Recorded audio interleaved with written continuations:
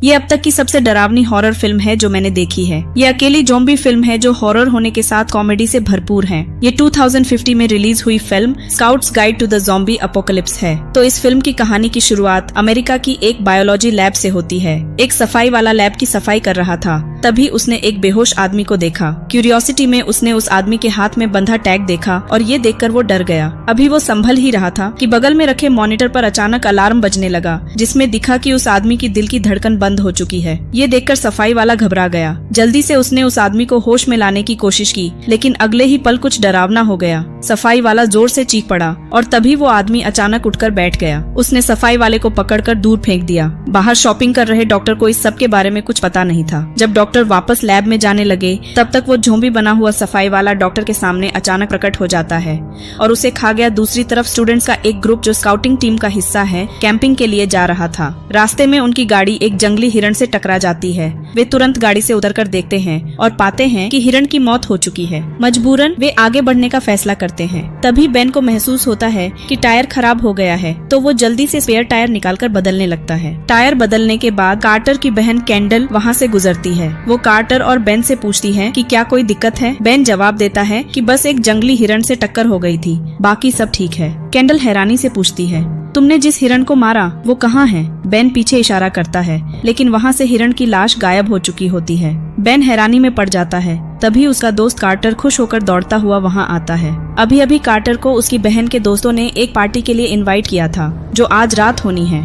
लेकिन आज स्कूल ने उन्हें कैंपिंग पर भेजा है, इसलिए उन्हें पहले कैंपिंग साइट पहुँचना पड़ेगा और फिर वहाँ से चुपके से निकलना पड़ेगा। इस बीच टीम लीडर रॉजर भी कैंपिंग साइट की तरफ जा रहा था, लेकिन तभी उसे झाड़ियों में कुछ हलचल सुनाई देती है। क्यूरियोसिटी में वो आगे बढ़ता है और देखता है कि वही मरा हुआ हिरण अचानक उसके सामने आ जाता है। लेकिन अब वो हिरण एक ज़ॉम्बी हिरण बन चुका होता है और उसके बड़े बड़े डरावने दांत निकल रखे होते हैं।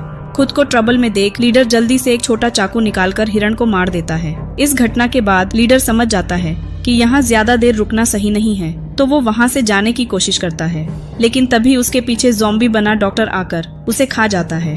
दूसरी तरफ कार्टर और बेन कैंपिंग साइट पर पहुँच चुके होते हैं, जहाँ उनकी मुलाकात हमेशा लेट आने वाले ऑगी से होती है। लेकिन लीडर कहीं नजर नहीं आता। सबको लगता है कि लीडर को कुछ काम आ गया है। लीडर के ना आने पर वो लोग ज्यादा नहीं सोचते, वे कैंपिंग साइट सजाने में लग जाते। जब सब तैयार हो गया तो तीनों मस्ती करने लगे। रात तक तीनों पूरी तरह थक चुके थे और अपने अपने टेंट में सोने चले गए। तभी कार्टर चुपके से टेंट से बाहर निकला और बेन को बुलाकर अपनी बहन की पार्टी में जाने के लिए तैयार हो गया। लेकिन गाड़ी स्टार्ट करते समय उनकी आवाज से ओगी जाग गया। वो लोग उसे छोड़कर पार्टी में जा रहे थे। इस बात पर ओगी नाराज हो गया। कार्टर और बेन को अपनी गलती का एहसास था, इसलिए उन्होंने ज्यादा सफाई नहीं दी। फिर दोनों कार लेकर शहर पहुँचे। वहाँ का बाजार, जो हमेशा से भीड़भाड़ वाला रहता था, अब बिल्कुल सुनसान था और उन्हें एक और अजीब चीज दिखी। सुपरमार्केट के शीशे के दरवाजे टूटे हुए थे। साथ ही जो गार्ड पहले बार के बाहर रहता था वो भी गायब था। ये सब अजीब चीजें देखकर उनकी क्यूरियोसिटी और बढ़ गई। दोनों बार के अंदर गए, लेकिन वहाँ रोशनी के बीच कोई नहीं था। वे सोच ही रहे थे कि तभी एक डांस करने वाली लड़की वहाँ आई। उसके डांस मूव्स देखकर दोनों उसकी ओर आकर्षित हो गए। जैसे ही दोनों इस माहौल का आनंद ले रहे थे, तभी एक बड़ा सा ज़ॉम्बी अचानक सामने आ गया। डर के मारे दोनों वहाँ से भागने लगे। बेन भागता हुआ बार के बाथरूम में जा पहुँचा और ज़ॉम्बी भी उसका पीछा करते हुए वहाँ आ गया। ज़ॉम्बी जोर से बाथरूम के दरवाजे को पीटने लगा, जिससे बेन डरकर एक कोने में छिप गया। ज्यादा देर भी नहीं हुई थी कि ज़ॉम्बी ने दरवाजा तोड़ डाला। ठीक उसी समय गोरी लड़की, जिसके बाल सुनहरे हैं, वहाँ पहुँचती है और बेन को बचा लेती है। कार्टर के साथ मिलकर तीनों बार से बाहर भाग निकलते हैं, लेकिन उनके द्वारा की गई हलचल से एक और ज़ॉम्बी उनकी तरफ बढ़ने लगता है। सुनहरे बालों वाली लड़की उसे सिर में गोली मार देती है, लेकिन उन्हें जल्द ही महसूस होता है कि दूर से कई और भी ज़ॉम्बीज उनकी तरफ बढ़ रहे हैं। लड़की एक एक करके ज़ॉम्बीज को हेडशॉट देती है, पर गोली की आवाज सुनकर और भी ज़ॉम्बी आ जाते हैं। मजबूरी में वे वहाँ से कार लेकर निकलते हैं, लेकिन कुछ दूर जाते ही उनकी कार का टायर निकल जाता है। बेन जल्दी से उसे ठीक करने में लग जाता है और सुनहरे बालों वाली लड़की तब तक अकेले ही सभी ज़ॉम्बीज से लड़ने लगती है। वो एक एक कर ज़ॉम्बी को मार रही होती है, लेकिन कुछ ही देर में उसकी शॉटगन की गोलियां खत्म हो जाती हैं।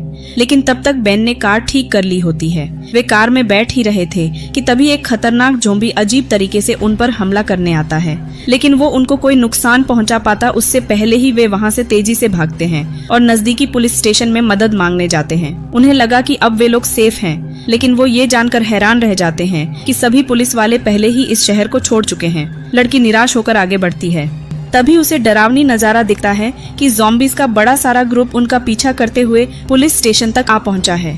तीनों फौरन पुलिस स्टेशन के अंदर भागते हैं, लेकिन गेट का लॉक ठीक से बंद नहीं हो पाता। सुनहरे बालों वाली लड़की तुरंत पुलिस के अलार्म को दरवाजे के सामने फंसा देती है, जिससे उन्हें कुछ समय मिल जाता है। फिर वे पुलिस स्टेशन के अंदर रास्ता ढूंढने लगते हैं, लेकिन तभी एक ज़ॉम्बी अचानक सामने आ जाता है, जो हाथ में गन लेकर चारों तरफ गोली चलाने लगता है। बेन को ये बर्दाश्त नहीं होता, इसलिए बेन तुरंत फायर एक्सटिंग्विशर उठाकर ज़ॉम्बी पर हमला करना शुरू कर दिया। दूसरी तरफ कार्टर भी पीछे से ज़ॉम्बी को कुल्हाड़ी मारता है। जैसे ही उन्होंने इस ज़ॉम्बी से छुटकारा पाया, बाहर के ज़ॉम्बीज दरवाजा तोड़कर अंदर घुस आए। अचानक ढेर सारे ज़ॉम्बी अंदर आने लगे, तो तीनों के पास भागने के अलावा और कोई रास्ता नहीं बचा। वे जल्दी से भागकर खुद को एक सेल में बंद कर लेते हैं। फिलहाल तो वे लोग सेफ थे, पर ऐसे रहने से भी वे ज्यादा देर बच नहीं सकते। तभी बाहर से अचानक म्यूजिक की आवाज सुनाई देती है, जिससे सभी ज़ॉम्बी म्यूजिक की ओर खींचे चले जाते हैं, लेकिन उनके पास बाहर निकलने के लिए चाबी नहीं होती। बेन को तभी याद आता है कि उसके पास कुछ कॉन्डोम है। वह कॉन्डोम्स को जोड़कर सामने पड़ी चाबी को उठाने की कोशिश करता है।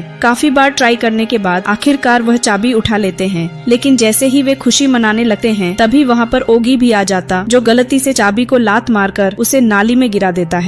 लेकिन सौभाग्य से ओगी को थोड़ी बहुत ताला खोलने की स्किल आती थी, जिससे वह तीनों को उस सेल से बाहर निकाल लेता है। लेकिन जैसे ही वे भागने लगते हैं, फिर से ज़ॉम्बी का एक बड़ा झुंड उनका पीछा करने लगता है। वे जल्दी से लोहे के गेट के बाहर पहुँचते हैं। कार्टर जल्दी से गेट को बंद करके ज़ॉम्बी को रोकने की कोशिश करता है, लेकिन एक पुलिस वाली ज़ॉम्बी गेट में फंस जाती है, जिसे देख कार्टर हैरान रह जाता है। जैसे ही ज़ॉम्बी गेट तोड़ने के करीब पहुँचते हैं, वे फौरन वहाँ से भाग निकलते हैं। थोड़ी दूर चलने पर उन्हें एक ट्रक दिखाई देता है। वे जल्दी से ट्रक के पास पहुँचते हैं, यह देखने के लिए कि उसमें चाबी है या नहीं। लेकिन तभी एक ज़ॉम्बी अचानक वहाँ प्रकट हो जाता है। उनके पास कोई हथियार नहीं होता और वे ज़ॉम्बी से सीधा सामना करने से डरते हैं। लेकिन तभी अचानक एक ज़ॉम्बी पर गोली चलती है। वो पीछे मुड़कर देखते हैं तो पता चलता है कि एक फौजी ने उनकी जान बचाई। फौजी की मदद से वे सभी पार्टी वाली जगह पर कार्टर की बहन कैंडल को ढूंढने का फैसला करते हैं। लेकिन जब वे उस लोकेशन पर पहुंचते हैं, तो पता चलता है कि वह एक केमिकल फैक्ट्री है। साफ था कि कैंडल के दोस्त ने उन्हें गलत एड्रेस दिया था। गोल्डन हेयर गर्ल और फौजी बातों में लगे थे।